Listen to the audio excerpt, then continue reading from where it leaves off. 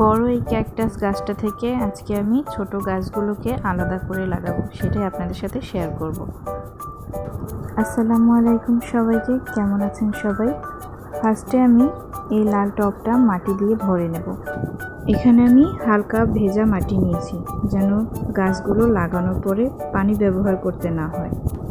বড় ক্যাকটাস থেকে এভাবে ছোট ক্যাকটাস আলাদা করে মাটিতে লাগিয়ে নেব। ঠিক একইভাবে আমি বাকি ক্যাকটাসগুলো 4 কোণায় 4টা লাগাবো। বাসার বারান্দায় এভাবে ছোট ছোট টবে গাছ লাগানোর শখটা আসলে আমার নিজের না, এই শখটা এসেছে আমার আম্মুকে দেখে। তার বাসার বারান্দায় এমন অনেক গাছ আছে যা সে নিজের হাতে লাগায়। আম্মু এই ধরনের ক্যাকটাস গাছ, ফুল গাছ, সবজি গাছ লাগাতে অনেক বেশি পছন্দ করে। যদি কখনো সময় পাই আপনাদের সাথে শেয়ার করব। এই যে দেখেন, লাল টবটাতে সবুজ ক্যাকটাসগুলো দেখতে কতটা সুন্দর লাগছে।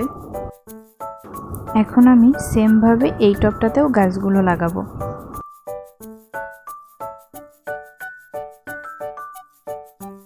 এটাতেও লাগানো হয়ে গেছে। এখন এই গাছে পানি দিতে হবে না, কারণ আমার মাটিগুলো আগে থেকেই ভেজা ছিল। এই ক্যাকটাস গাছটা আমার আম্মু আমাকে দিয়েছিল। এটাতে হলুদ হলুদ ছোট ছোট ফুল হয়, দেখতে খুবই সুন্দর লাগে। এই গাছের ডাল কেটে যদি আপনি একটি পাত্রে লাগান, তার গোড়া থেকে আস্তে আস্তে শেকড় গজায়। ডালটা খুবই সাবধানে কাটতে হবে, এর গায়ে অনেক ছোট ছোট কাঁটা থাকে।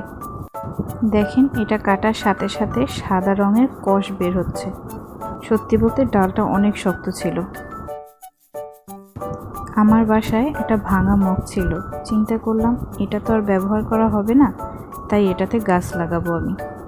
আইডিয়া কিন্তু আমার না, আমার আম্মুর। সেও ভেঙে যাওয়া জিনিস এমন ফেলে না দিয়ে গাছ লাগিয়ে রাখত।